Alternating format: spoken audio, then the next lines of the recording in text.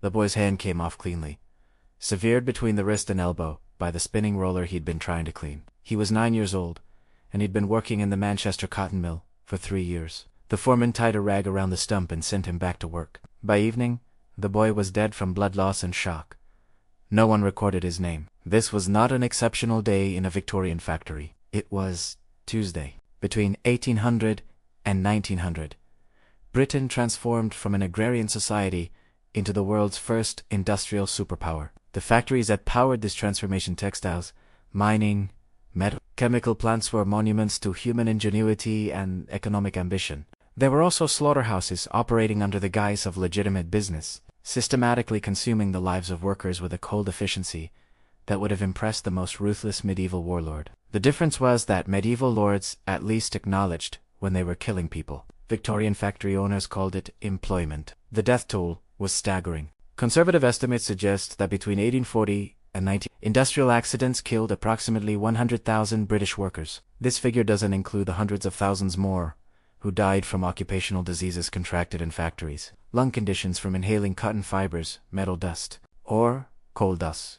poisoning from exposure to lead, mercury, phosphorus, and arsenic, cancers from handling chemical compounds whose dangers wouldn't be understood for another century. It doesn't count the children who died before age 10 from the cumulative effects of malnutrition, exhaustion, and industrial injury. It doesn't count the women who died in childbirth because their body, deformed by childhood labor and cramped conditions, couldn't safely deliver babies. If we include all work-related deaths, the broad definition that encompasses not just immediate accidents but the slower deaths from disease and bodily breakdown, the number swells to something approximating 500,000 souls. 500,000 people who went to work and never came home, or who came home and died slowly, painfully, as their lungs turned to stone, or their bones dissolved from phosphorus exposure, or their bodies simply gave out from exhaustion. This is the story of how they died, and why, and what it meant. The architecture of death in Victorian factories was multifaceted and ingeniously cruel. It was not that industrialists set out deliberately to kill workers, though some evidence suggests a callous indifference that amounted to the same thing, but rather that the entire system was structured in ways that made worker death not just probable, but inevitable. Every decision, from the layout of machinery to the length of shifts to the employment of children, was optimized for profit rather than safety. Human life was simply another resource to be extracted and consumed. Consider the physical environment of a typical textile mill in the 1840s. The ceilings were low, averaging 7 to 9 feet, to reduce heating costs. The air was kept deliberately humid, sometimes exceeding 90% relative humidity to prevent cotton fibers from breaking during spinning and weaving. Windows were kept shut or painted over, again to control humidity and temperature. The result was an atmosphere of suffocating, damp heat, thick with floating cotton fibers that workers inhaled with every breath. The machines themselves were marvels of engineering and instruments of mutilation, operating in close proximity. Power looms, spinning mules, carding engines, and other equipment filled every available inch of floor space, positioned so close together that workers had to squeeze sideways between them. The machinery had no safety guards, no emergency shutoffs, no barriers between moving parts and human flesh. Belts, gears, rollers, and flywheels operated openly, at speeds that made them blur into invisibility. The noise was devastating. Multiple accounts from factory inspectors and workers described the sound inside textile mills as physically painful, a relentless pounding roar that made conversation impossible and left workers partially or fully deaf after years of exposure. This noise, combined with the heat, humidity, and floating fibers, created a sensory environment that was fundamentally hostile to human consciousness. Workers operated in a state of dulled perception. Their senses overwhelmed, their reaction times slowed, their judgment impaired. In this environment, they worked 14 to 16-hour shifts, sometimes longer during peak production periods. They worked 6 days a week, every week, with only Sundays off. Children as young as 5 worked these same hours alongside adults. They received one meal break during the day, typically 30 minutes, though workers often had to eat while standing at their machines if production demands were high. The mathematics of exhaustion were brutal. 16 hours of work, 1 hour to walk to and from the factory, 7 hours of sleep, if they were fortunate. That left no time for washing, eating properly, maintaining their homes, or having anything resembling a family life. Workers existed in a state of chronic sleep deprivation, their bodies running on empty, their minds fogged with fatigue. This exhaustion was itself a killer. Factory accident reports from the period revealed that the majority of incidents occurred during the last hours of shifts, when workers were at their most depleted. A moment of inattention, a slight stumble, a fraction of a second delay in pulling back from a moving belt end, the machinery claimed another victim. The machinery demanded absolute attention, perfect reflexes, unwavering stamina. It received instead exhausted humans, including children, working in hellish conditions for wages that barely covered survival. The death was inevitable. Children represented both the most vulnerable workers and the most economically valuable to factory owners. Their small hands could reach into tight spaces between machine parts to clear blockages or retrieve dropped tools. Their small bodies could crawl under running machinery to oil moving parts or sweep away accumulated fibers. Their wages were a fraction of adult pay perhaps, 1/10, making them irresistibly attractive to cost manufacturers. The employment of children in factories began in earnest in the 1790s and reached its horrific peak between 1820 and 1850. During this period, children made up approximately 40 to 50% of the workforce in textile mills. Some factories employed children as young as 4 to 5 years old, though 6 to 8 was more common. These children worked the same hours as adults, performing some of the most dangerous tasks in the factory. The position of scavenger perfectly illustrates the deadly logic of child labor. Scavengers were children who crawled under spinning machines while they were running to collect loose cotton fibers. The machines had to keep running because stopping them meant lost production time and thus lost profit. The spaces underneath were too small for adults to navigate. Therefore, children were sent crawling under hundreds of pounds of moving machinery, inches from spinning rollers and belts, gathering handfuls of cotton waste. The scavenger had to time their movements perfectly, darting in to grab fibers and pulling back before the machinery's next rotation brought metal parts sweeping through the space their head had occupied a moment before. They did this hundreds of times per shift, every day, 4 hours. They did it while exhausted, while sick, while dizzy from heat and lack of food. When scavengers died on, they died regularly. It was typically because they moved a fraction too slowly, or misjudged a distance by an inch, or simply fell asleep for a moment from exhaustion. The machinery would catch clothing, or hair, or a limb, and pulled the child into the mechanism. The spinning rollers would crush bone and tear flesh. The gears would catch and mangle. The child would scream once, perhaps twice, before the machinery finished its work. Most factories kept running when this happened. Stopping all the machines meant lost production. Other workers would drag what remained of the body out from under the equipment. Someone would mop up the blood, and a replacement scavenger would be assigned to finish the shift. The official records from this period, sparse as they are, document hundreds of children crushed, mangled, or torn apart by machinery. The real number was certainly much higher, as many factory owners never reported deaths and simply disposed of bodies quietly. Working-class families, desperate and powerless, rarely had the resources or social standing to demand investigations. Beyond immediate death, child factory workers suffered injuries and health conditions that marked them for life. Their bones, still growing, were deformed by the demands of factory labor. Children who spent years bending over machines or carrying heavy loads developed severe spinal curvature. Those who operated foot-powered equipment developed leg deformities. The repetitive motions of textile work caused permanent damage to hands, wrists, elbows, and shoulders. Growth was stunted. Factory children were noticeably shorter and lighter than their rural counterparts. Medical examinations conducted in the 1830s and 1840s found that 30 factory workers had the physical development of 9 or 10-year-old children from agricultural areas. Malnutrition played a role, but so did the sheer physical stress of industrial labor on developing bodies. Respiratory diseases ravaged child workers. The cotton fibers floating in the air of textile mills caused byssinosis, known colloquially as brown lung disease. Children who started work at 5 or 6 years old rarely lived past 30, their lungs gradually filling with scar tissue until they suffocated. The progression was slow and agonizing, first a persistent cough, then increasing breathlessness, then the inability to work, then bedridden suffering, then death. The psychological damage is harder to quantify, but equally devastating. These were children who never played, never learned to read, never experienced childhood as anything but labor.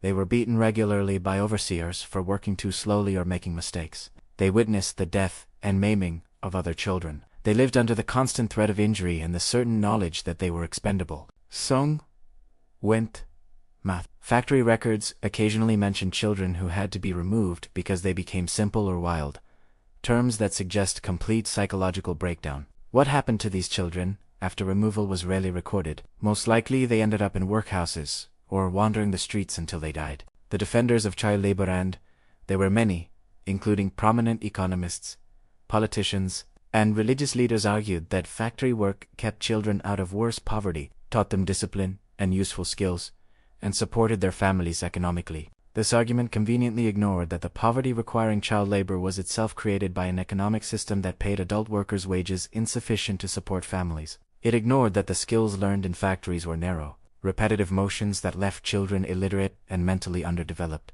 It ignored that many families would have preferred to keep their children alive rather than receive their pitiful wages. The truth, uncomfortable then as now, was that child labor existed because it was profitable. Children died in factories because their deaths were less expensive than the safety measures that would have prevented those deaths. The economic calculus was brutally simple. The cost of replacing a dead child was lower than the cost of installing machine guards, reducing hours, or improving conditions. This logic extended to adult workers as well, but children, being more vulnerable and less able to resist, bore the brunt of it. The textile industry, employing more workers than any other Victorian industry, also killed more workers than any other sector. The combination of dangerous machinery, long hours, child labor, and respiratory hazards made textile mills into efficient engines of death. The spinning mule, invented by Samuel Crompton in 1779 and refined throughout the early 19th century, was particularly deadly.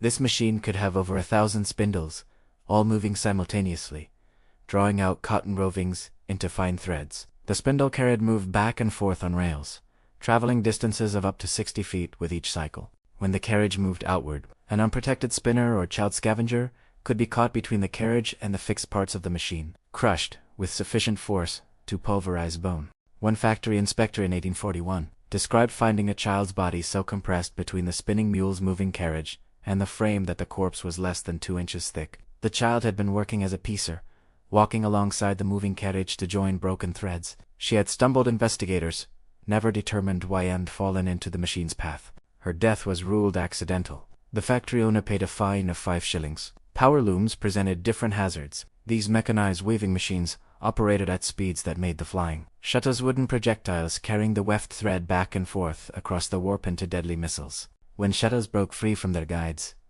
they rocketed across factory floors with enough force to shatter skulls or puncture torsos. Workers called these incidents shuttle strikes, and they were common enough that weavers developed a distinctive flinch, a constant wariness of the machinery around them. The shuttle itself weighed only a few ounces, but traveling at speeds exceeding 60 miles per hour, it became lethal. Factory records document numerous deaths from shuttle strikes. A woman killed when a shuttle struck her temple, penetrating her skull. A young man who died 3 days after a shuttle pierced his abdomen, causing massive internal bleeding. A child whose throat was crushed by a flying shuttle, suffocating as her co-workers watched helplessly. Even when shuttles didn't kill immediately, the injuries they caused were horrific. Shattered jaws, destroyed eyes, broken ribs that punctured lungs. These were common shuttle strike injuries. Workers who survived often faced lifelong disability and pain, with no compensation beyond perhaps a week's wages.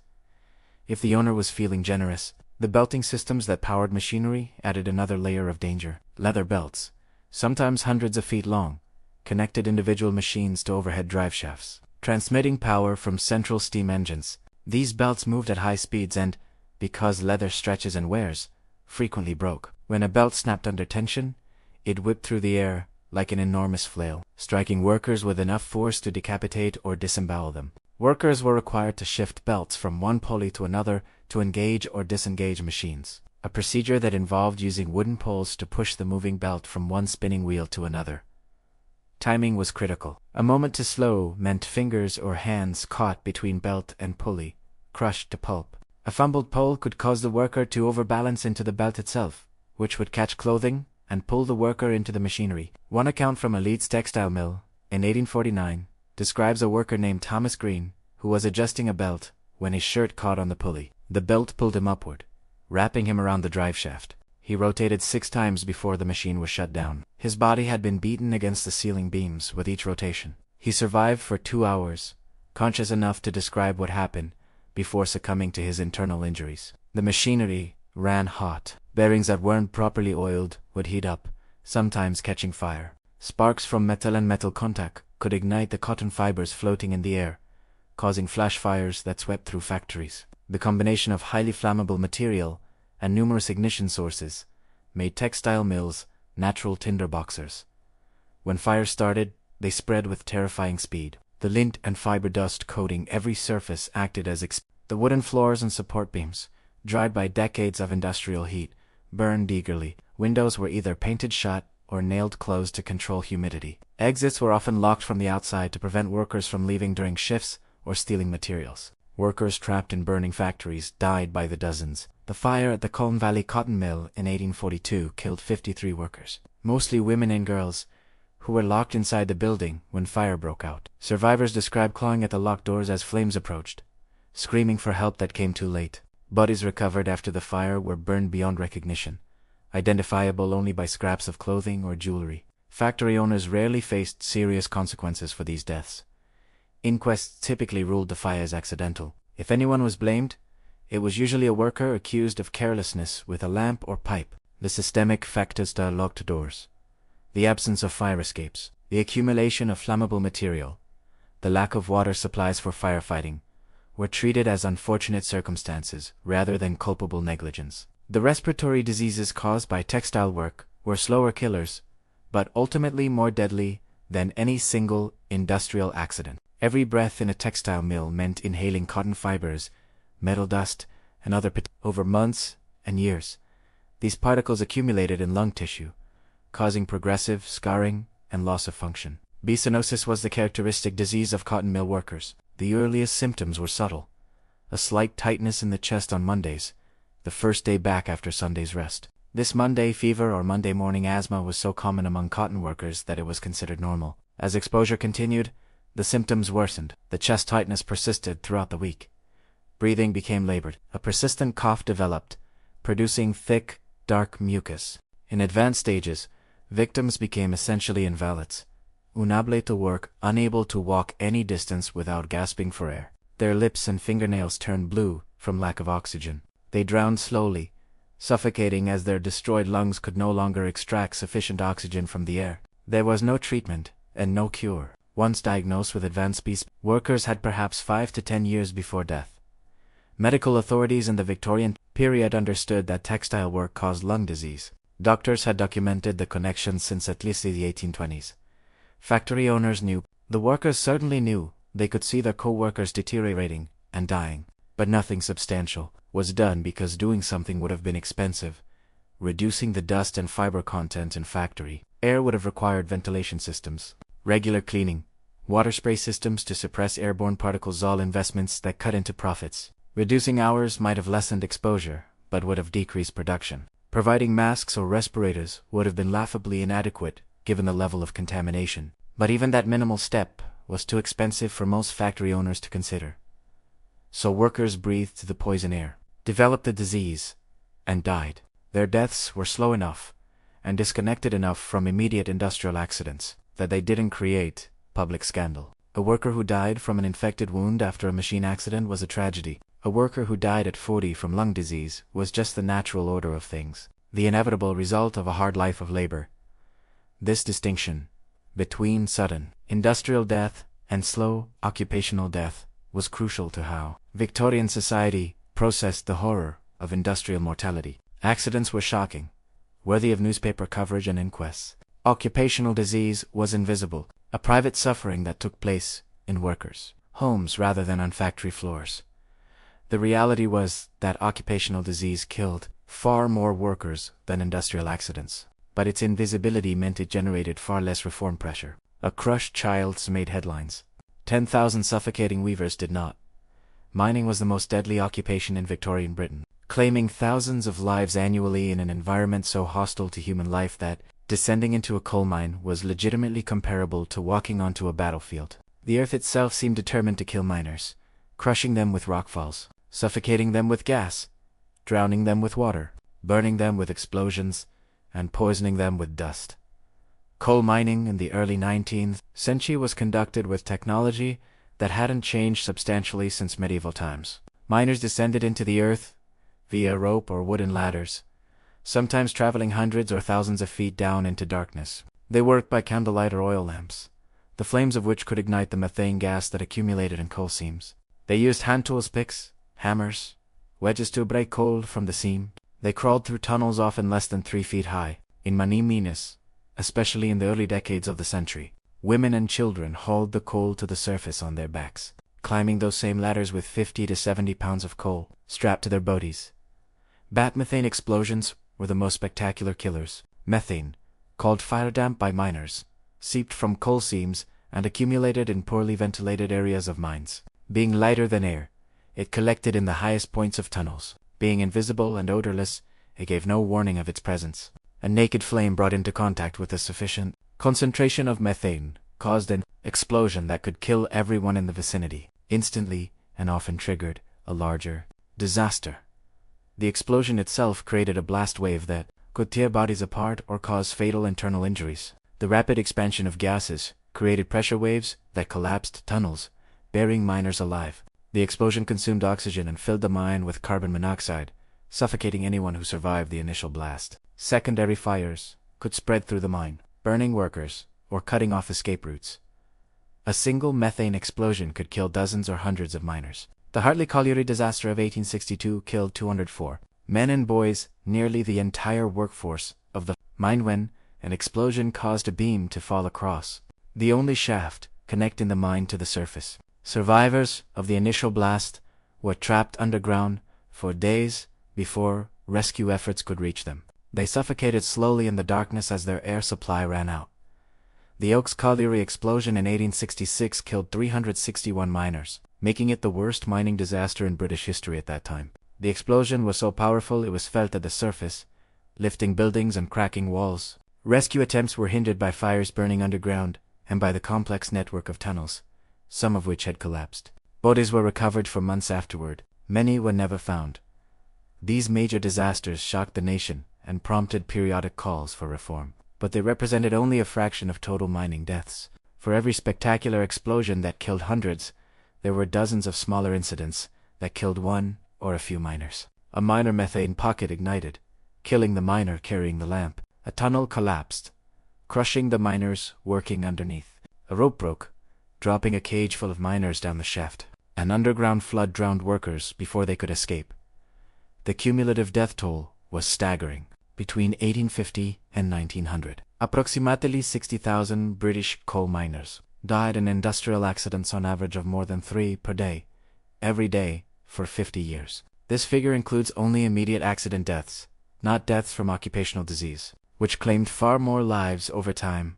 Coal dust, the finest particles created by mining activity, was as deadly as any gas or explosion, just slower. Every pick strike against a coal seam created dust. Every movement of coal created dust. The dust filled the air of mines, making it thick and choking. Miners breathed this dust with every breath, for 12 or 14 hours per day, year after year. The dust accumulated in lung tissue, causing coal workers pneumoconiosis, known more commonly as black lung disease. The symptoms paralleled those of byssinosis, progressive breathlessness, persistent cough, eventual suffocation. Autopsies of dead miners found lungs that were no longer pink and spongy, but black and hard, filled with coal dust and scarred tissue that couldn't absorb oxygen. Black lung was so common among long-term miners that it was considered an inevitable consequence of the occupation. A miner who reached his 50s without significant respiratory impairment was remarkably fortunate. Most miners developed noticeable symptoms in their 30s and were seriously disabled by their 40s. Few miners lived into their 60s. The disease didn't just kill, it impoverished. A miner with advanced black lung couldn't work, couldn't earn wages, couldn't support his family. He became a burden on his household, consuming resources while contributing nothing. The psychological toll of this dependency, combined with the physical suffering of slow suffocation, destroyed men as thoroughly as any mine collapse. Children worked in mines from the industry's earliest days, performing tasks that adults couldn't or wouldn't do. The most common child occupation was trapper, a child who sat alone in the darkness, sometimes for the entire 12 or 14-hour shift, opening and closing ventilation doors as coal carts passed through. This was important work. Proper ventilation could mean the difference between a safe mine and a death trap. But it was also soul-destroying work, sitting motionless in complete darkness, underground, sometimes for days at a time without seeing another human face. Trappers were typically 5 to 8 years old. They earned perhaps 2 shillings per week. They developed respiratory diseases from breathing coal dust. They suffered from isolation and sensory deprivation. Some went blind from spending their formative years in darkness. Some developed rickets from lack of sunlight, their bones softening and deforming. Other children worked as hurriers or pushers, hauling or pushing coal carts through mine tunnels. This work required them to crawl on their hands and knees, wearing a harness attached to a cart, dragging loads that could weigh hundreds of pounds through tunnels too low for standing. The harnesses wore grooves into their shoulders and chests. Their hands and knees were perpetually raw from crawling over rough ground. Their spines developed curvatures from the unnatural posture. A parliamentary investigation in 1842 documented the conditions of child mine workers through extensive testimony and shocking illustrations. Commissioners interviewed children who described working conditions that seemed almost impossible to believe. Girls crawling through flooded tunnels with water up to their chests, dragging coal carts, boys beaten bloody by adult miners for moving too slowly, children working in spaces so tight they couldn't turn around, spending entire shifts in a single cramped position. The report included drawings based on these testimonies. Children with harnesses around their waists, on their hands and knees, in dark tunnels. Girls wearing only trousers, naked from the waist up because shirts caught on tunnel walls. Children climbing vertical ladders with heavy baskets of coal strapped to their backs. These images shocked middle-class Victorian sensibilities, not because the work was hard or dangerous that was expected of the lower classes, but because it was immodest and inappropriate, particularly for girls. This moral concern about propriety, rather than concern about death and suffering, drove the Mines and Collieries Act of 1842, which prohibited women and girls from working underground and restricted employment of boys under 10 years old. The law was important but limited. It did nothing to improve conditions for adult miners or for the boys over 10 who continued working underground. It was driven more by Victorian sexual anxieties about half-naked women working alongside men than by genuine concern for worker welfare. The enforcement of even these limited protections was weak. Mine owners frequently violated the age restrictions, and inspectors were too few and too easily bribed to effectively police the industry. Boys, as young as 7, continued working underground for decades after the law supposedly banned the practice.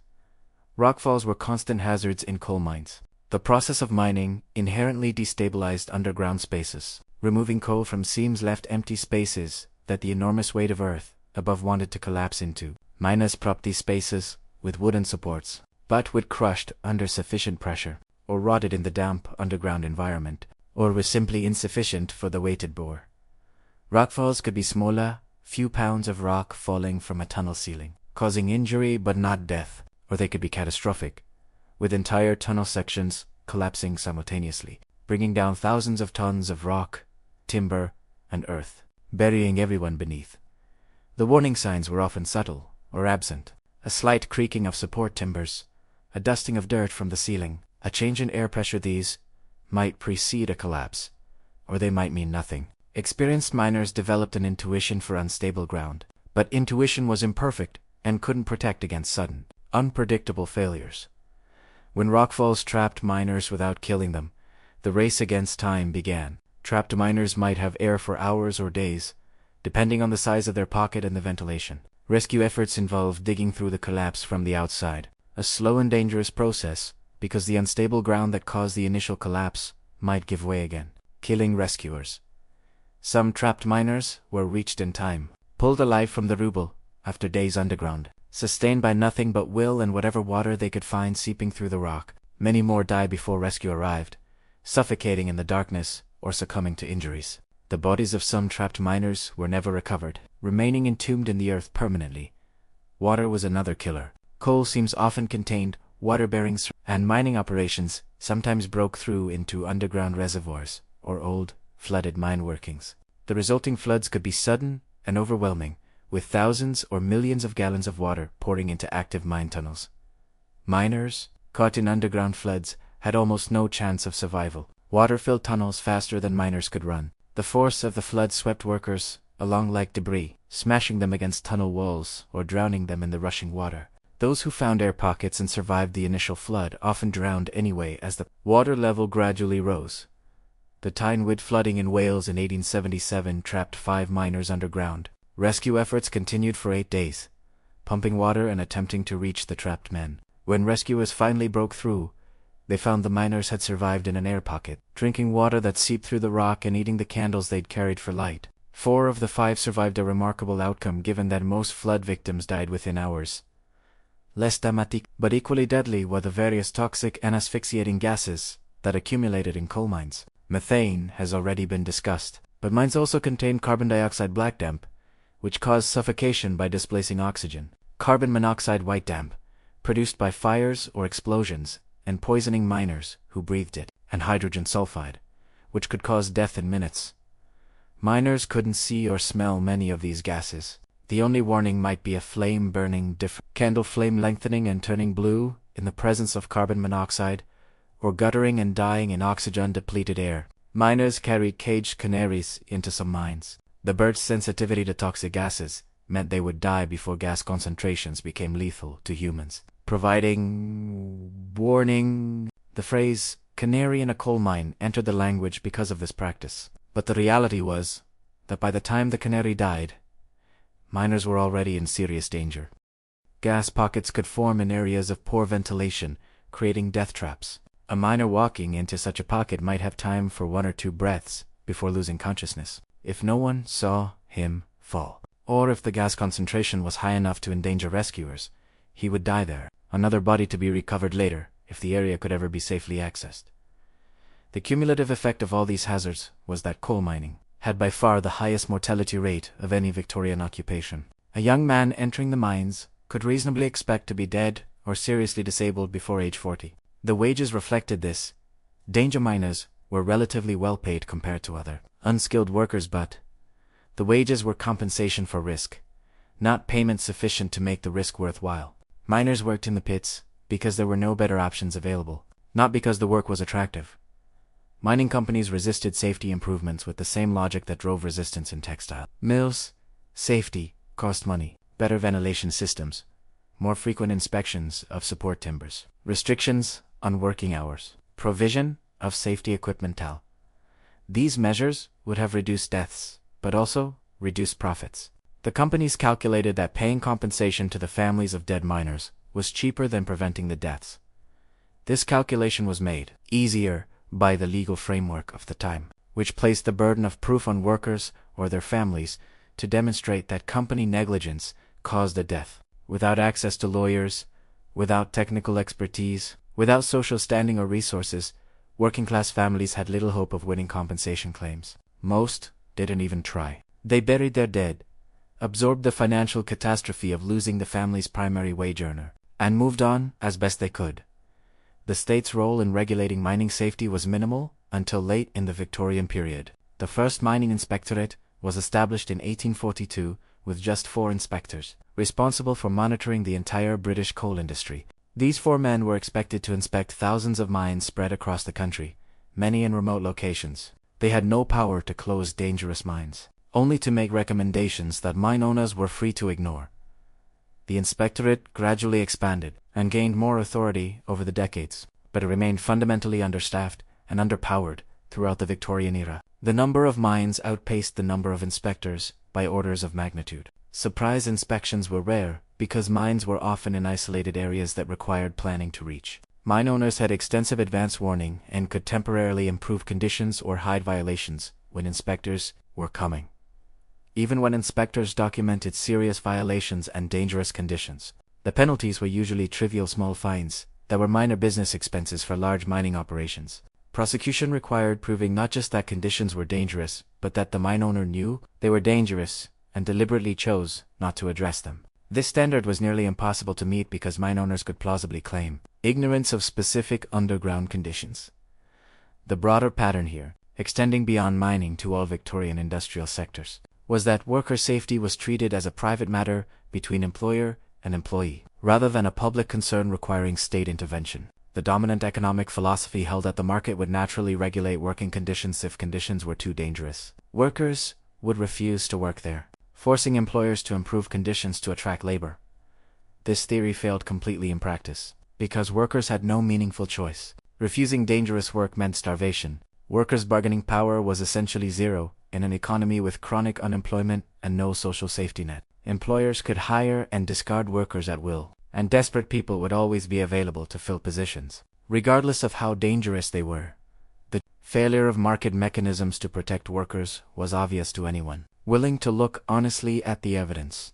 Thousands of workers died annually. Conditions in factories and mines did not improve spontaneously through market forces. When improvements did occur, they came through legislation forced on employers by reform movements, not through voluntary employer action or worker bargaining.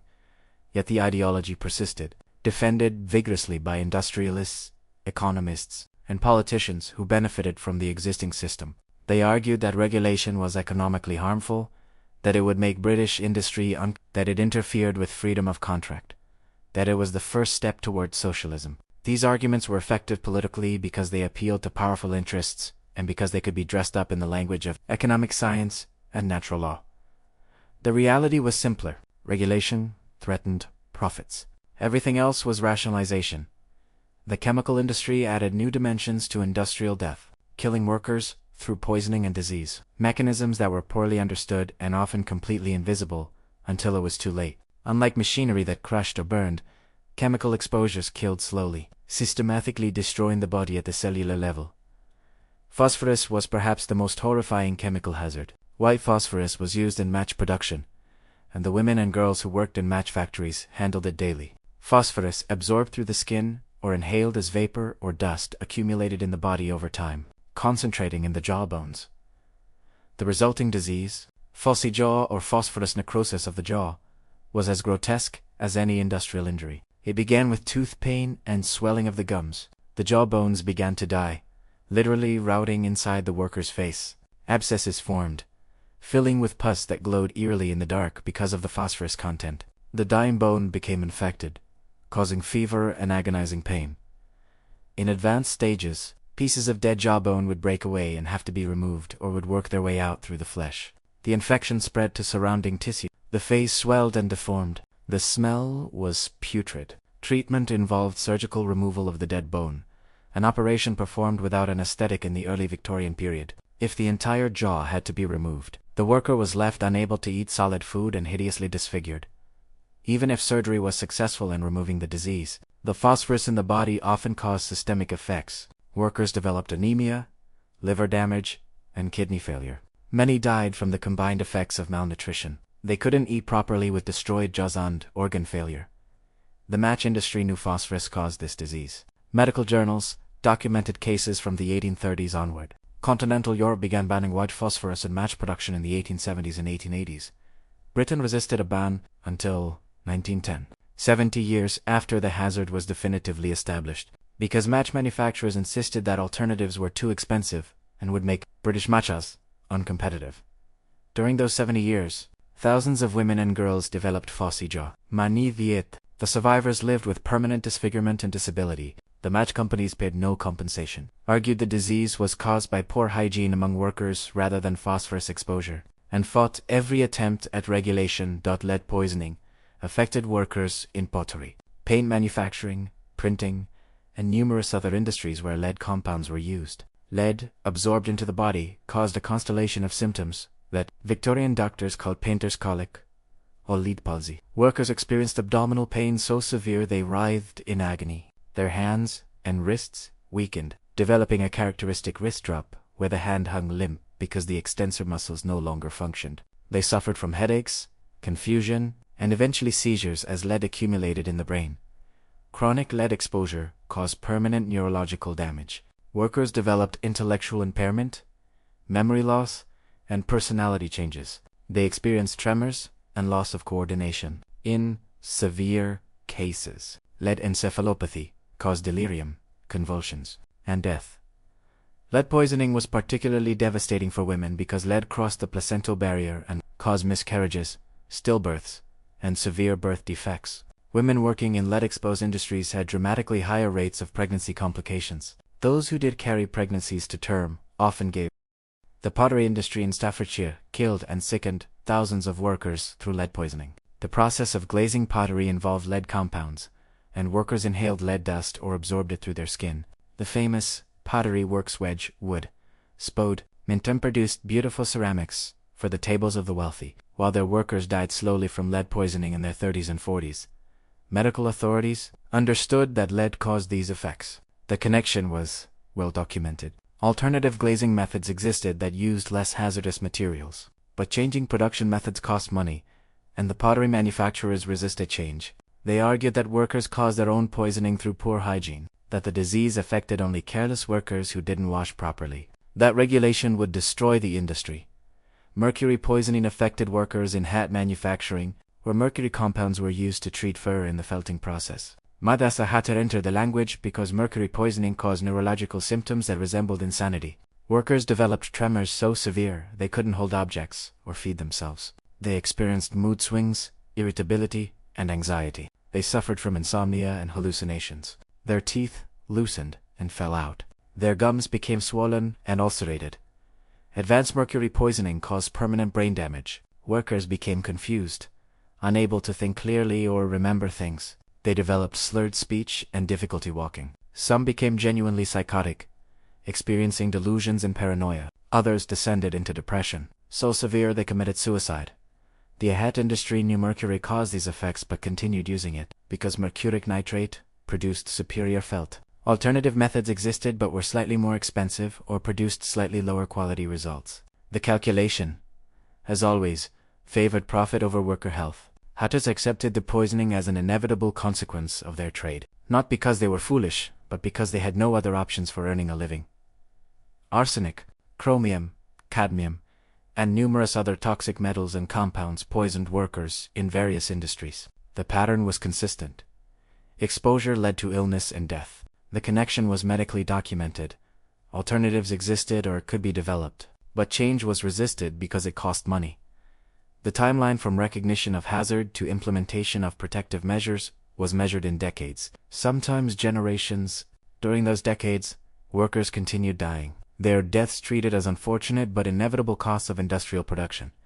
The textile dye industry created particularly toxic working conditions. The vibrant colors that decorated Victorian clothing, the greens, purples, reds, and blues, were often produced using heavy metal compounds or arsenic-based dyes. Workers who manufactured these dyes or who dyed fabrics were exposed to concentrated solutions and vapors of these poisons. Aniline, one of the first synthetic dyes, caused a characteristic form of bladder cancer in workers exposed to it over time. The latency period between exposure and cancer development could be decades, meaning workers had no way of recognizing the danger until it was far too late. Aniline was cheap and produced brilliant colors, so its use expanded rapidly, despite evidence of its carcinogenic effects. The chrome dyes used to produce bright yellows and oranges contained hexavalent chromium, which caused severe ulceration of the skin, respiratory tract, and nasal passage. Workers developed holes in their nasal septums from breathing chromium dust. Their skin broke out in painful, non-healing ulcers. They developed lung cancer at dramatically elevated rates. Victorian medical journals contained numerous case studies documenting these occupational cancers and poisonings. The evidence was clear, but the response was slow to non-existent. Cancer from occupational exposure was difficult to prove because of the long latency periods. By the time a worker developed cancer, years or decades had passed since the exposure began. Establishing causation was legally challenging, and workers, or their families, bore the burden of proof. The alkali industry, which produced sodium carbonate for use in soap, glass, and textile manufacturing, released enormous quantities of hydrochloric acid gas into the atmosphere. The Leblanc process, widely used in the early and mid-Victorian period, was catastrophically polluting. Factories using this process emitted acid vapor that destroyed vegetation for miles around, corroded buildings and metal, and caused severe respiratory disease in workers and nearby residents. Workers in alkali plants suffered from chronic bronchitis, asthma, and lung damage. Their teeth rotted from acid exposure. Their skin developed chemical burns. The working conditions inside these plants were hellish: coking acid vapor, intense heat, caustic chemicals splashing and burning. The pollution was so severe that it couldn't be ignored even by authorities generally indifferent to worker welfare. The Alkali Act of 1863 required alkali manufacturers to reduce emissions, making it one of the first environmental protection laws. But enforcement was weak, and the law did nothing to protect workers inside the factories, only people living nearby. Workers continued suffering the full force of acid exposure, while emissions to the environment were marginally reduced. The rubber industry used carbon disulfide as a solvent in vulcanization processes. Carbon disulfide is a neurotoxin that causes psychiatric symptoms, peripheral neuropathy, and reproductive damage. Workers exposed to carbon disulfide developed personality changes, becoming irritable, depressed, or aggressive. They experienced hallucinations and paranoia. Their coordination deteriorated. They developed tremors and weakness. Long-term exposure caused permanent brain damage and psychosis. Some workers became so mentally impaired they couldn't care for themselves. Others committed suicide during periods of deep depression caused by carbon disulfide neurotoxicity. The sexual dysfunction and impotence caused by the chemical added to the psychological burden, destroying workers' relationships and self-image. Carbon disulfide exposure also caused cardiovascular disease, kidney damage and eye injuries. The chemical penetrated skin easily and volatilized rapidly, making exposure difficult to avoid in industrial settings. Yet it continued to be used because it was effective and cheap, and because the health effects, while severe, were delayed enough that causation was deniable. The cumulative picture from the chemical industry was of systematic poisoning on a massive scale. Thousands of workers were exposed to toxic substances daily, for years or decades, with minimal or no protection. Ventilation was poor or absent. Protective equipment was not provided. Workers had no training about the hazards they faced. Many employers deliberately withheld information about chemical toxicity to avoid alarming workers.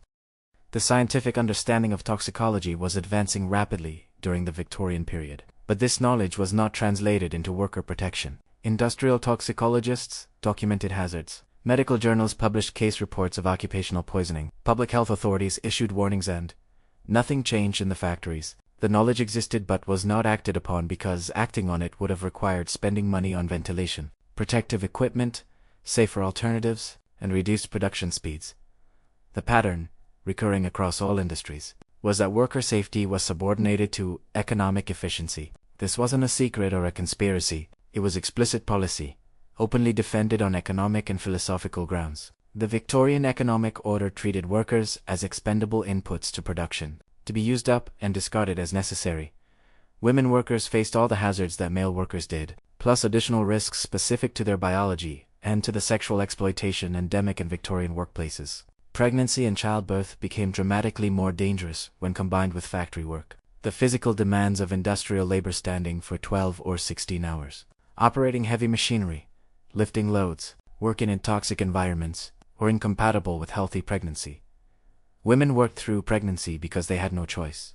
There was no paid maternity leave, no protection against firing, no accommodation of pregnancy-related needs.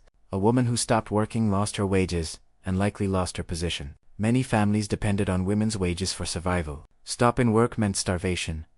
The result was epidemic levels of miscarriage, stillbirth, and maternal mortality among working-class women. Medical investigators in industrial areas documented miscarriage rates of 40 to 50% among factory workers, compared to perhaps 15 to 20% among non-working women of the same class. The physical stress, the exposure to toxins, the malnutrition all contributed to pregnancy loss. Women who did carry pregnancies to term often gave birth prematurely or to underweight babies. Infant mortality in factory working families was approximately twice that of agricultural families. Even accounting for general poverty, babies born to women who worked in lead, mercury, or phosphorus industries had even higher mortality rates and elevated rates of developmental abnormalities. The machinery and pacing of industrial work were not designed with pregnancy in mind. A pregnant woman operating a power loom was at elevated risk of injury because her changed center of gravity and reduced mobility made her slower to dodge flying shuttles or step back from machinery. A pregnant woman working as a textile spinner was at risk of being struck by the moving carriage of a spinning mule because her swollen belly prevented her from moving quickly out of the way. Women in advanced pregnancy sometimes went into labor on the factory floor and gave birth there among the machinery because they couldn't afford to stop working or couldn't reach home in time. There are documented cases of women giving birth, wrapping the infant in their apron, and continuing to work because stopping meant losing wages. The postpartum period was equally brutal. There was no recovery time. Women returned to factory work within days of giving birth, sometimes within hours. Their bodies torn and bleeding from childbirth were subjected immediately to the demands of industrial labor. Infections were common. Hemorrhaging was common. Permanent pelvic and abdominal injuries were common. Breastfeeding was nearly impossible in the factory environment. Shifts were too long and breaks too short for women to nurse infants regularly. The result was that babies of working mothers were often weaned early onto foods they couldn't digest properly, contributing to high infant mortality. or infants were dosed with opiates. Laudanum was cheap and easily available to keep them quiet while mothers worked, leading to addiction and stunted development in surviving children. Sexual exploitation of female workers was pervasive and largely invisible in official records. Overseers and factory owners held enormous power over female employees. A woman who resisted sexual demands could be fired, blacklisted from other employment, and driven into destitution or prostitution. Many had no choice but to submit. The pregnancy resulting from such exploitation compounded the woman's difficulties. She faced all the risks of pregnancy while working, plus the social stigma of unmarried motherhood, plus likely dismissal when her condition became obvious. The man responsible faced no consequences. This pattern played out thousands of times, leaving women pregnant, unemployed, and desperate. Some turned to abortion, illegal and highly dangerous, in the Victorian period. Victorian abortion methods ranged from herbal concoctions of varying toxicity to physical trauma to crude surgical procedures performed by untrained practitioners. All were risky. Many women died from hemorrhage, infection, or poisoning from abortion attempts. Others survived but were left sterile or with chronic health problems. Others abandoned their infants, leaving them at workhouses or churches, or simply on doorsteps, hoping someone would care for them. Infant abandonment was common enough that major cities had orphanages overflowing with children. Many of these abandoned infants died. The survival rate in Victorian orphanages was abysmal. Women also faced specific occupational hazards related to the work they typically performed. In the textile industry, women were concentrated in jobs like weaving and spinning that required manual dexterity and the ability to tolerate monotony. These jobs caused repetitive stress, injuries their hands, wrists, and arms, developing chronic pain and loss of function from performing the same motions thousands of times per day for years. The standing required in many factory jobs caused varicose veins, leg ulcers, and circulatory problems. Women in their 20s developed the swollen, painful legs of much older people. By their 30s, many could barely walk. There was no treatment and no accommodation. They continued working until their bodies completely failed. The moral rhetoric around female factory workers was revealing. Middle-class reformers expressed horror at the immodesty of women working in factories. The noise, the heat, the proximity to men, the allegedly corrupting effect of industrial labor on feminine virtue. This concern was largely hypocritical. It worried about the appearance of impropriety, while ignoring the actual exploitation and death. The argument that factory work degraded women was used both to advocate for protective legislation and to justify excluding women from better-paying jobs. Women were legally barred from working in mines after 1842, ostensibly for moral reasons, which had the effect of pushing women into even lower-paid surface jobs or domestic service. Protective legislation often protected women right out of employment and into poverty. The reality was that women worked in factories for the same reason men did, because they had no alternative. They faced all the same industrial hazards, plus additional risks from pregnancy, sexual exploitation, and the physical demands of combining industrial labor with domestic responsibilities. They were paid roughly half what men earned for comparable work, on the theory that women were secondary earners supporting male breadwinners, even though many women were in fact supporting themselves and children on their meager wages. The death toll among female factory workers is difficult to calculate because Victorian record-keeping was poor and because women's occupational deaths were even less likely to be documented than men's. Women who died from industrial injuries were recorded. Women who died from miscarriage or childbirth complications related to factory work were not, because those deaths were classified as maternal mortality rather than occupational mortality. Women who died from occupational disease were often misdiagnosed or their disease attributed to inherent female weakness rather than workplace exposure. The best estimate is that women made up approximately 30 to 40% of the industrial workforce and suffered roughly proportionate mortality, meaning tens of thousands of women died from work-related causes during the Victorian period. But the true number was almost certainly higher because of how occupational disease and pregnancy-related deaths were misclassified, the age at which workers started experiencing serious health problems, and dying was shockingly young. Factory workers and miners began showing signs of occupational disease in their 20s and 30s. By their 40s, many were severely disabled and unable to work. Few lived into their 60s. The contrast with other classes was stark. Middle-class professionals and upper-class individuals who didn't engage in manual labor had life expectancies 20 to 30 years longer than industrial workers. A factory worker who survived childhood had a life expectancy of perhaps 40 to 45 years. A middle-class merchant or professional could expect to live to 60 or 70. The gap was enormous and growing during the Victorian period as industrial work became more hazardous and more intensive. This disparity in life expectancy meant that entire families experienced compressed life cycles. A factory worker married young, had children young, and died young. The children then entered the factories and repeated the cycle. Grandparents were rare in working-class families. People didn't live long enough to become grandparents. The psychological impact of this shortened life expectancy is difficult to fully appreciate from a modern perspective. These were people who knew from observing their parents and older co-workers that they would likely be dead or disabled before age 50. They had no hope of retirement, no expectation of a comfortable old age. Their future was foreshortened, limited to a few decades of brutal labor followed by death. This knowledge shaped how people lived. There was little point in saving money for the future when there was no future. There was little point in education or self-improvement when life was too short and too hard for such investments to pay off. The rational strategy was to seek whatever immediate pleasure or relief was available: alcohol, sex, gambling, and to try to survive day by day rather than planning for a future that would never arrive. Victorian moralists condemned working-class culture for its present orientation, its supposed lack of thrift and planning, its pursuit of immediate gratification. But this culture was a rational adaptation to the material conditions of working-class life. Planning for the future made no sense when you had no future. Saving money made no sense when you would likely die before you could use those savings. The behavior that middle-class observers interpreted as moral failing was actually reasonable response to circumstances. The disability and death of workers had catastrophic effects on their families. A factory worker's wages were barely sufficient to support a family even when he was healthy and working.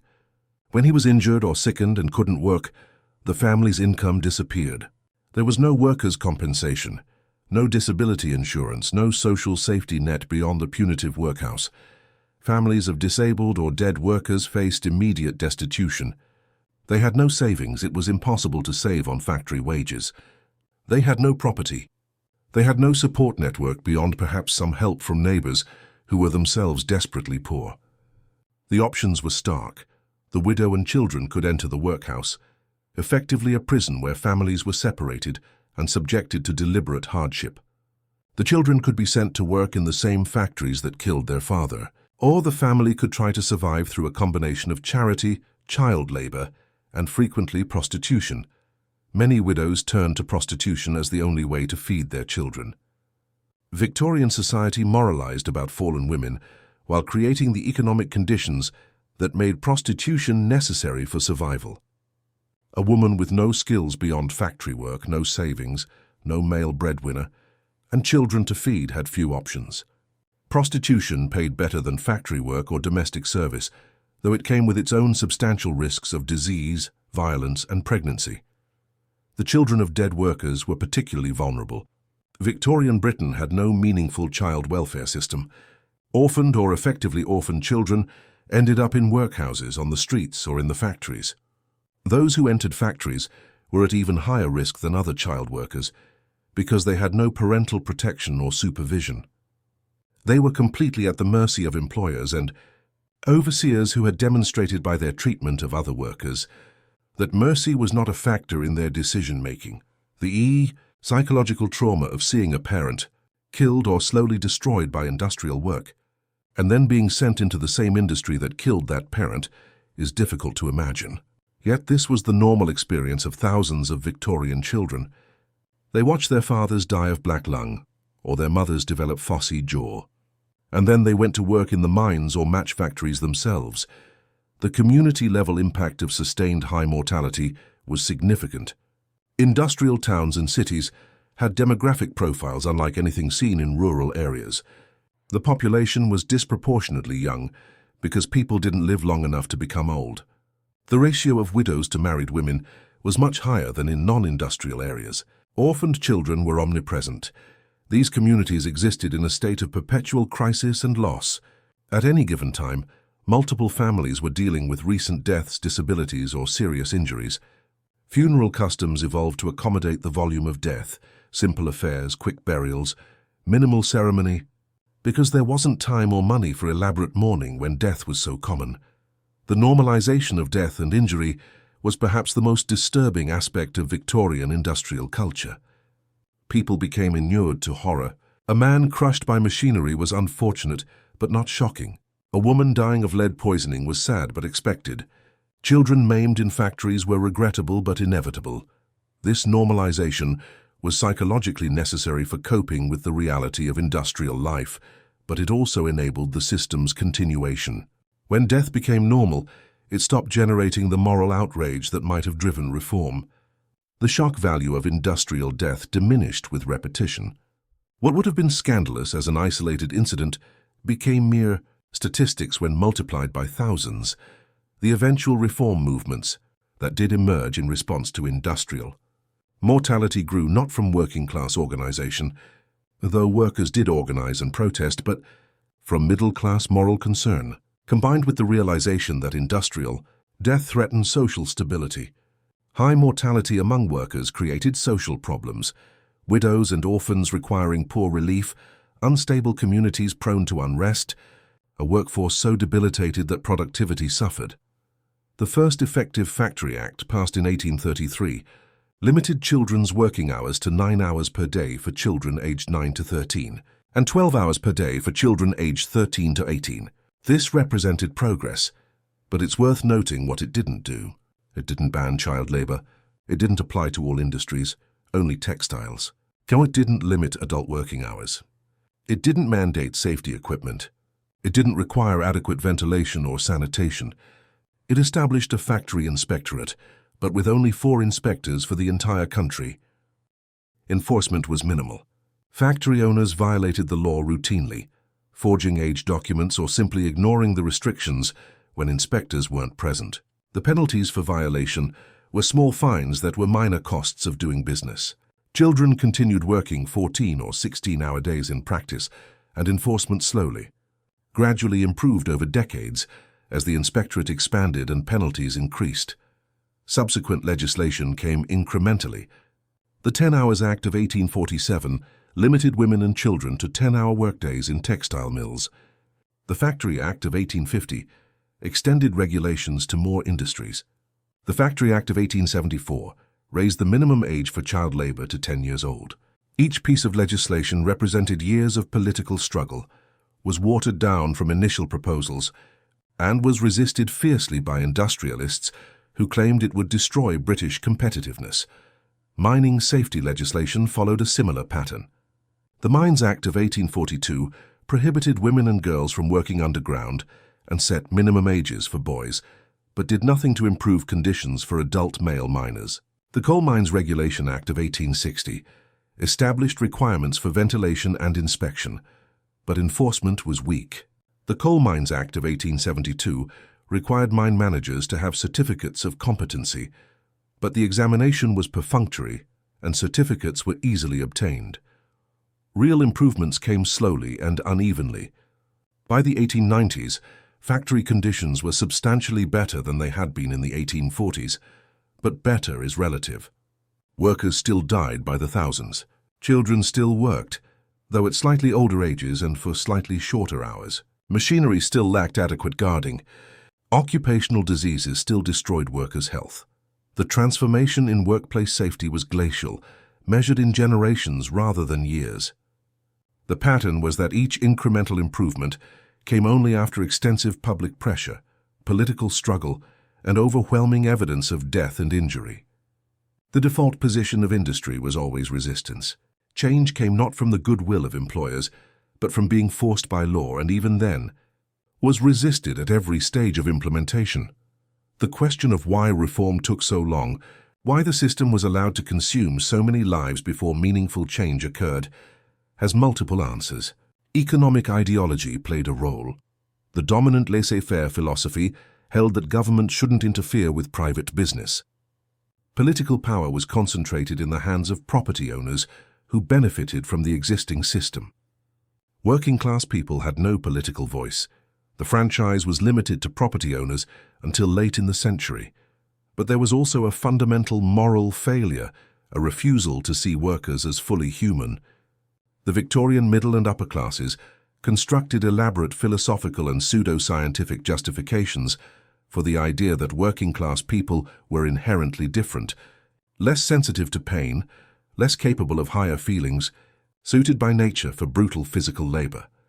These beliefs weren't just rationalizations.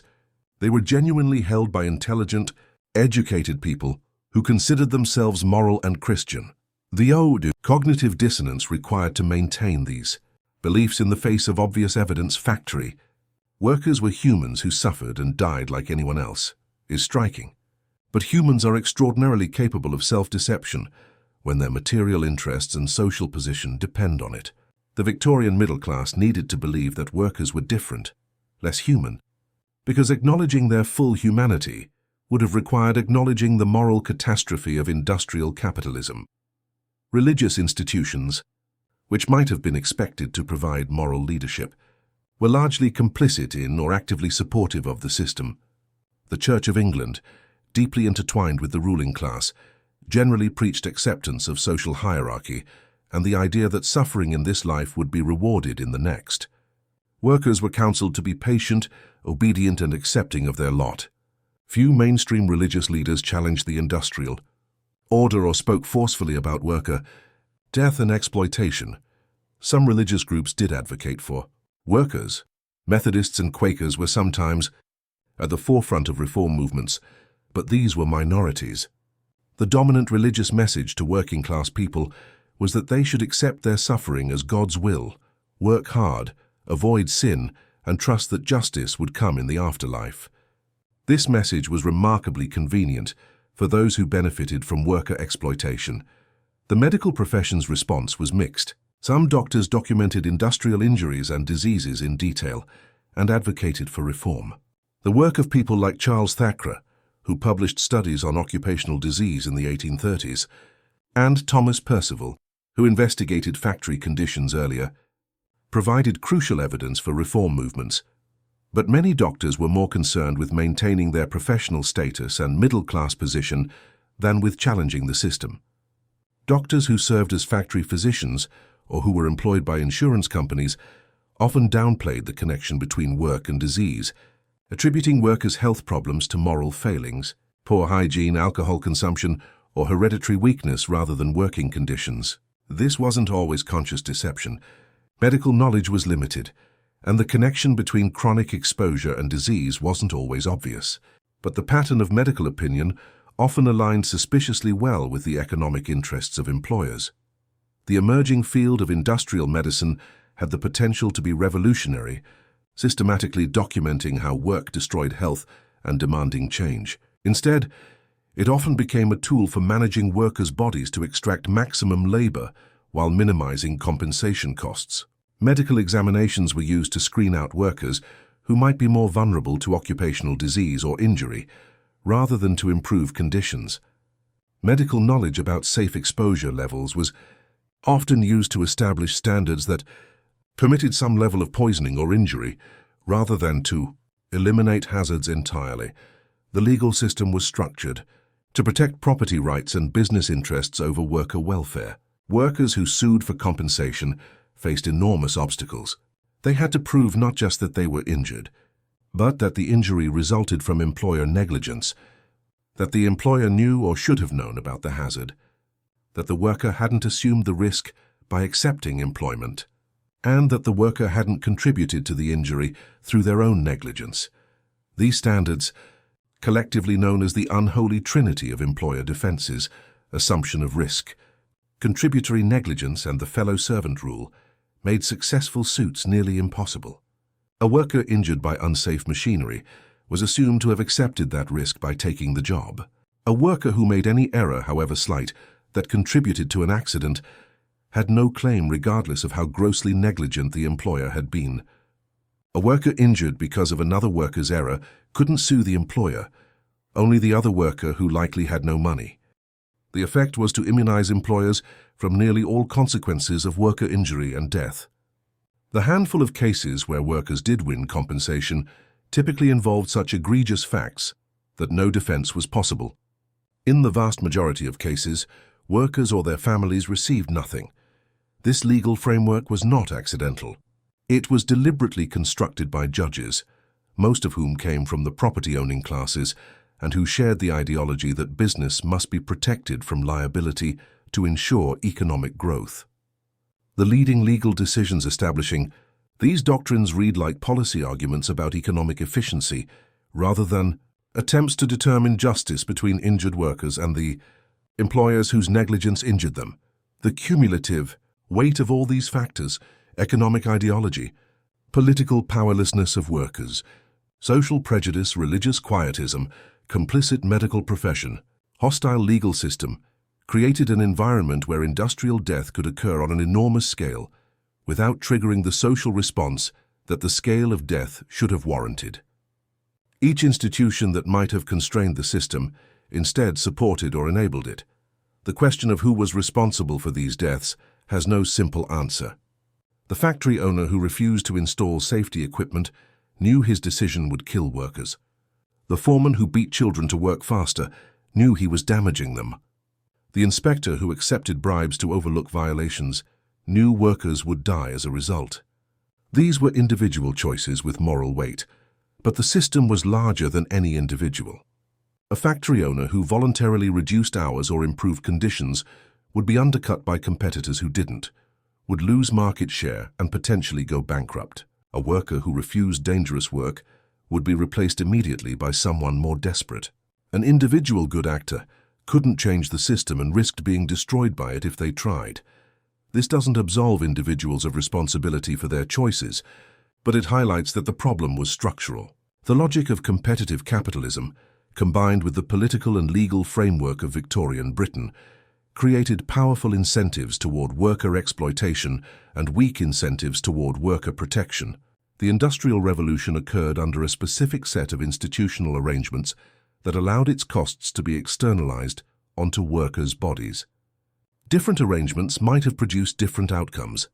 The comparison with earlier forms of economic organization is instructive.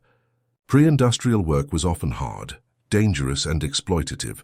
Agricultural laborers, domestic servants, artisans, and apprentices all faced hazards and hardship. But the industrial system introduced something qualitatively different: the systematic subordination of human physiology to mechanical rhythm, the complete separation of workers from control over their work process, the treatment of human beings as interchangeable parts in a production system. A medieval blacksmith faced risks from fire and heavy labor, but he controlled the pace of his work, determined his own hours, and had autonomy over his craft. A Victorian factory worker had no autonomy, no control, no ability to pace themselves according to their body's needs. They moved at the speed of machinery, for hours determined by distant managers, performing motions designed by engineers who never asked whether humans could sustain those motions for 16 hours daily. The industrial system also concentrated risk. A village blacksmith who burned himself harmed himself and perhaps his family. A factory owner's decisions about machine guarding or ventilation affected hundreds or thousands of workers. The scale of harm possible under industrial organization was unprecedented. Some Victorians recognized this at the time. Critics of industrial capitalism, from Robert Owen's cooperative socialism to Karl Marx's systematic critique to John Ruskin's moral condemnation, identified the human cost of industrialization and proposed alternatives. These critics were dismissed as impractical dreamers, enemies of progress, or dangerous radicals. The Victorian mainstream rejected critiques of industrial capitalism, not by refuting them, but by asserting that the system, however imperfect, was natural, inevitable, and ultimately beneficial. The argument for inevitability was particularly pernicious. If industrial organization and its accompanying death toll were inevitable consequences of economic development, then no one was responsible and no alternative was possible. This belief, widely held among Victorian elites, functioned to foreclose serious consideration of different paths. The deaths were tragic but necessary. The suffering was regrettable but unavoidable. This was the price of progress. The 20th century would prove this argument false.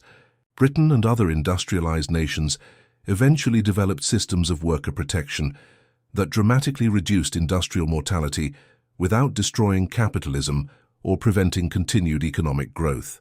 Safety regulations, workers' compensation systems, labor unions with meaningful bargaining power, 8-hour workdays, all these things were declared impossible and destructive by Victorian industrialists. All were eventually implemented, and industry survived. The Victorian death toll was not inevitable. It was a choice, collectively made to prioritize capital accumulation over human life. Different choices could have been made. The fact that those choices weren't made for 50 or 70 years, despite overwhelming evidence of death, and despite the existence of viable alternatives, reveals something deeply disturbing about Victorian society's moral priorities. By the end of the Victorian period, the worst excesses had been curbed. Child labor hadn't been eliminated, but was restricted and regulated. Working hours had been reduced, though they remained long by modern standards. Some industries had implemented safety measures. The death toll had decreased substantially from its mid-century peak, but workers still died by the thousands. Occupational disease still destroyed lives. Industrial accidents still claimed victims daily. The fundamental structure of industrial capitalism, with its imperative for profit maximization and its treatment of labor as a commodity, remained intact. The reforms that had occurred addressed the most extreme abuses, but left the basic system unchallenged. The broader legacy of Victorian industrial death extends beyond the immediate victims. The families destroyed, the communities traumatized, the children orphaned and sent into the same industries that killed their parents. The ripples extended for generations. The psychological toll of living under constant threat of death or disabling injury, of seeing co-workers and family members destroyed by work, of knowing that your own body was being gradually consumed, this created patterns of trauma that weren't erased when conditions improved.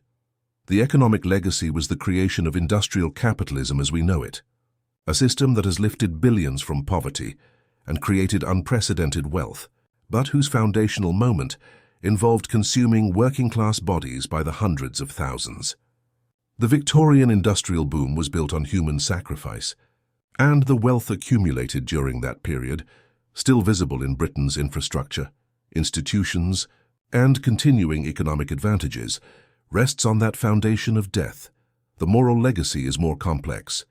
Victorian society eventually acknowledged that industrial death was a problem requiring state intervention. The progression from laissez-faire to regulated capitalism, from the idea that markets should be entirely free to the recognition that they require guardrails to protect human welfare, was hard-won. Each piece of protective legislation, each safety regulation, each restriction on employer authority represented a victory for the idea that human life had value beyond its economic productivity. But those victories were partial, and the underlying tensions remain. Modern debates about workplace safety regulations, environmental protections, labor rights, all echo the Victorian arguments about the proper balance between economic efficiency and human welfare.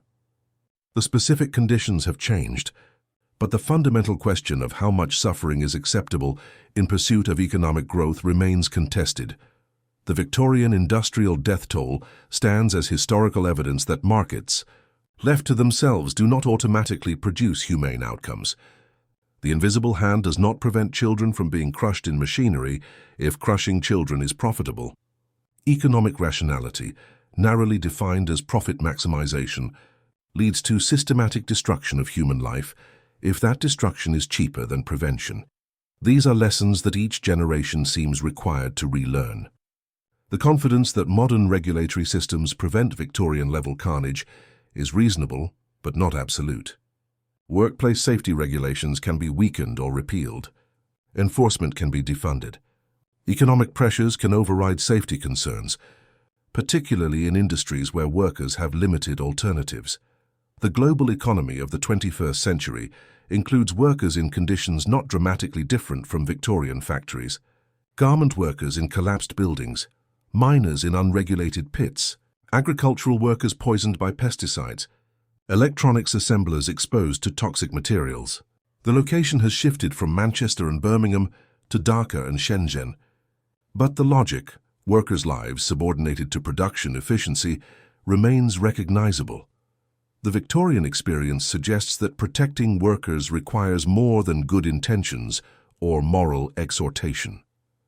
It requires legal frameworks with teeth, enforcement mechanisms with resources, and political will to prioritize human welfare over short-term profit. It requires workers having genuine power to refuse dangerous conditions without facing destitution.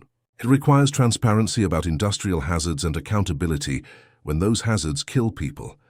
None of these things emerged naturally from market forces. All were fought for over decades against intense resistance from powerful interests.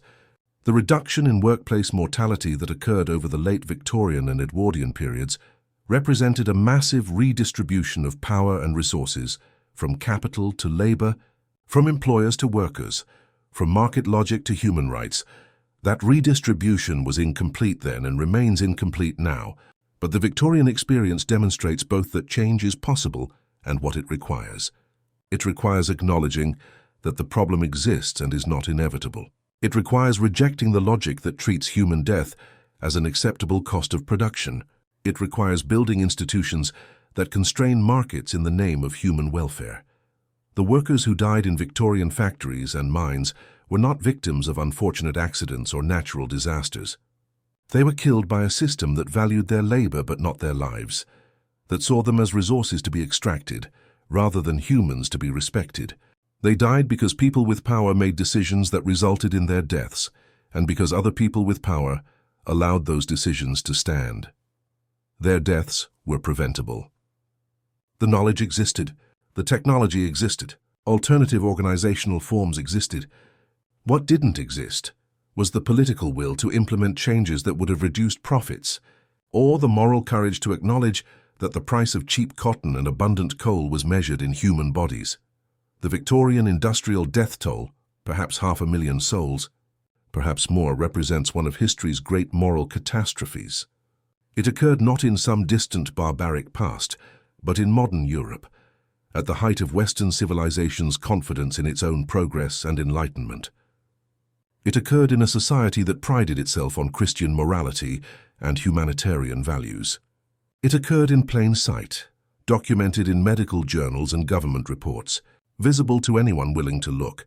The fact that it occurred, that it persisted for decades, that it was defended and rationalized by intelligent and educated people, should shake any easy confidence about human moral progress or the self-correcting nature of free markets. It should serve as a permanent reminder that human systems do not automatically tend toward justice, that knowledge does not automatically produce action, that recognizing suffering does not automatically generate the will to end it. The workers who died in Victorian factories left little behind.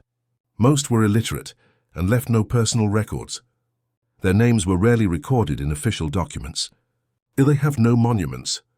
If they were buried at all, it was in paupers' graves that have long since been built over.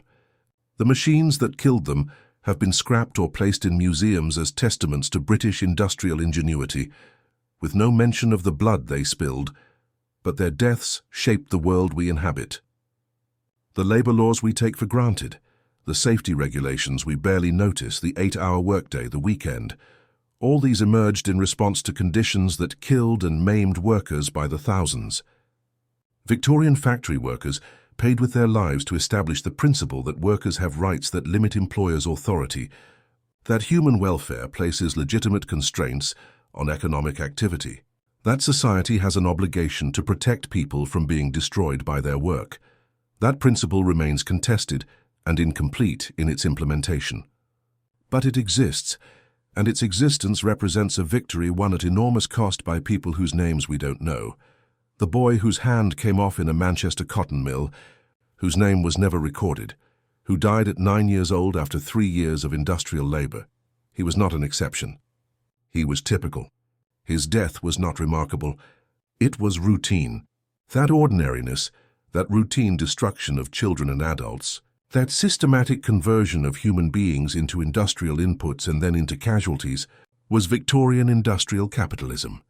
The fact that we now find such conditions shocking rather than normal, that child labor in factories is illegal rather than expected, that worker death generates investigation and outrage rather than a shrug. These represent changes that cost thousands of lives to achieve. The Victorian workers who died in factories, and mines paid the price for lessons there, society refused to learn until the death toll became too massive to ignore. Their deaths were not necessary for industrial development. Japan industrialized later with substantially lower worker mortality by implementing safety measures from the start. Germany developed industrial capitalism with stronger worker protections than Britain. The Victorian death toll was not an inevitable cost of progress, but a specific consequence of specific choices about how to organize production and distribute its costs. Those choices reflected Victorian Britain's power structures, ideological commitments, and moral priorities. They reflected who mattered and who didn't, whose lives counted and whose didn't, whose suffering required action and whose could be ignored. The workers who died in factories and mines were casualties of an economic system, but they were also casualties of a moral failure, the failure to recognize their full humanity and to value their lives accordingly. The great Victorian factories are gone now, demolished or converted to other uses. The mines that honeycomb the British landscape are mostly closed, their entrances sealed. The textile mills that once filled Manchester and Leeds with the thunder of looms are silent, turned into apartments and museums. The chemical works that poisoned workers and polluted the landscape have been shut down or cleaned up, but the memory of what happened there, the systematic destruction of human lives in service of production and profit, should not fade, not as condemnation of the past for the sake of moral superiority, but as reminder of what humans are capable of when economic logic overrides moral consideration, when power is concentrated without accountability, when suffering becomes normalized because it's profitable. The Victorian industrial death toll is a historical fact, but it's also a warning. It demonstrates that societies can become collectively blind to horrors occurring in plain sight, that they can construct elaborate justifications for treating humans as disposable, that they can subordinate human welfare to economic efficiency without recognizing what they're doing or feeling troubled by it. It demonstrates that change requires more than knowledge. Victorian society knew workers were dying. It requires more than sympathy. Many Victorians felt sorry for workers. It requires power. Workers having sufficient power to refuse death-dealing conditions. Reformers having sufficient political power to force change. The public having sufficient moral courage to demand that production not occur on a foundation of human sacrifice. The lessons are not historical curiosities. They apply wherever workers lack power, wherever economic pressures override safety concerns, wherever human lives are treated as acceptable costs of production. The specifics change, different industries, different technologies, different hazards, but the fundamental dynamics remain recognizable. The Victorian workers who died in factories and mines were humans who loved their families, who had hopes and dreams, who wanted to live. They were not different from us in any meaningful way. They died because the system that governed their lives valued things, cotton cloth, iron rails, chemical products, more than it valued them. We should remember them not with pity, which maintains distance, but with recognition. There but for historical and geographical accident go we. We should remember them with gratitude for the rights and protections that their suffering, however unwillingly, helped to establish. We should remember them with determination that their deaths mean something, that the lessons purchased at such cost are not forgotten or unlearned. The graveyard shift was not a shift that occurred at night. It was the shift that filled graveyards, the shift where workers died. It was Victorian industrial capitalism in its purest form, human lives fed into machines, transformed into products and profits, with death as an anticipated byproduct. The shift eventually ended, not through market forces or voluntary employer action, but through long, grinding struggle to establish that workers were humans with rights rather than resources to be consumed. That struggle is not finished. It likely never will be finished, because the pressures that created Victorian industrial death, the drive to maximize profit, the temptation to externalize costs, the tendency of power to abuse those without it, are permanent features of economic life. They must be permanently resisted, permanently constrained, permanently subordinated to human welfare. The Victorian workers who died by the thousands performing that resistance, even when they didn't consciously understand themselves as resisting, even when they simply tried to survive from day to day, deserve to be remembered. Their deaths were not meaningful in themselves.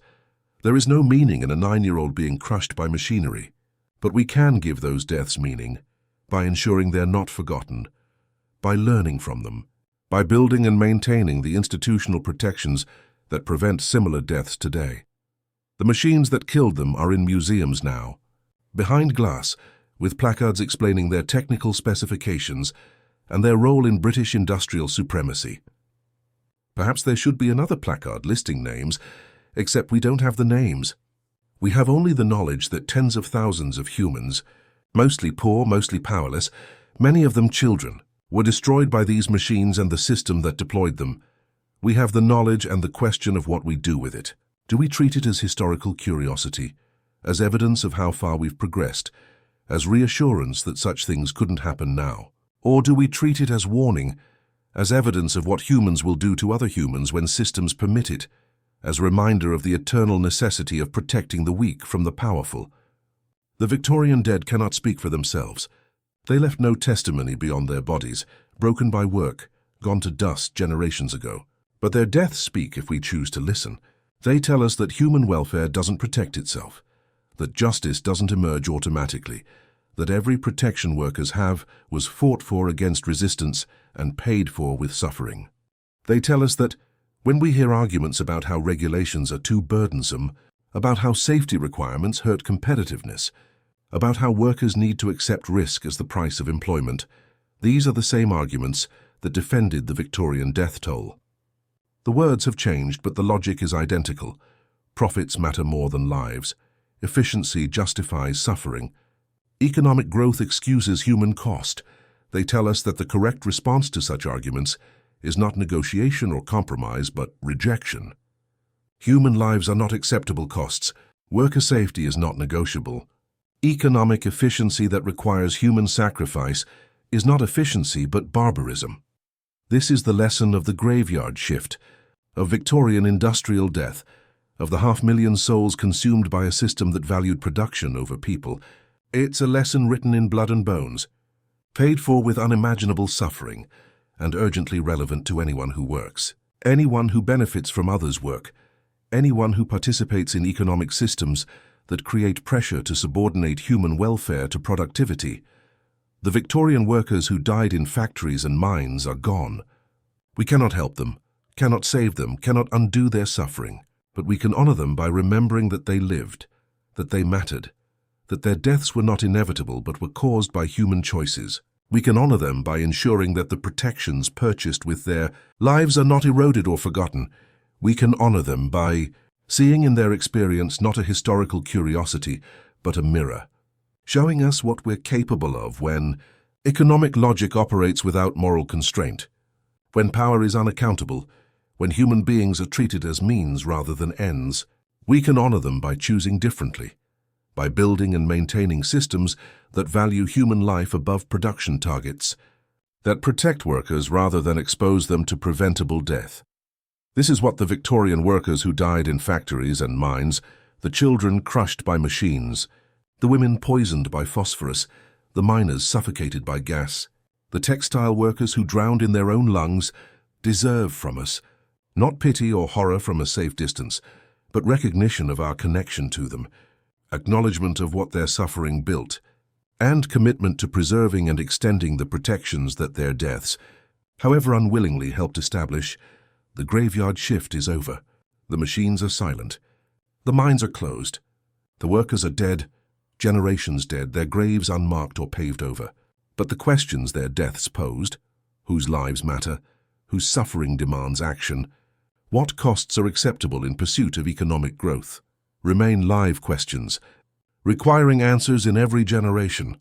The Victorian answer was that worker lives mattered less than production, that worker suffering was acceptable if it was profitable, that economic growth justified enormous human cost, That answer filled graveyards and traumatized communities and destroyed families by the thousands.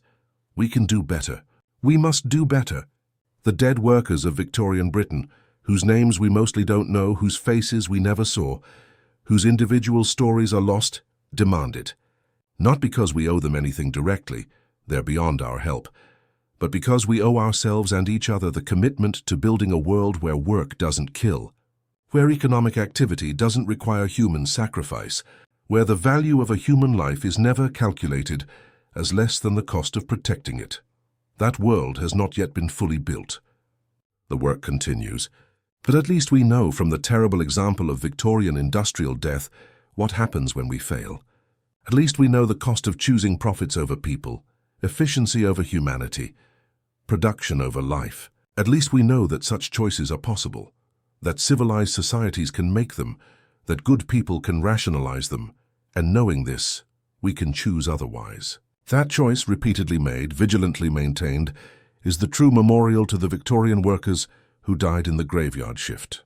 Not monuments of stone, but living commitment to the principle that human life has value beyond its economic productivity, that workers are ends in themselves, not means to profit, that death is not an acceptable cost of doing business.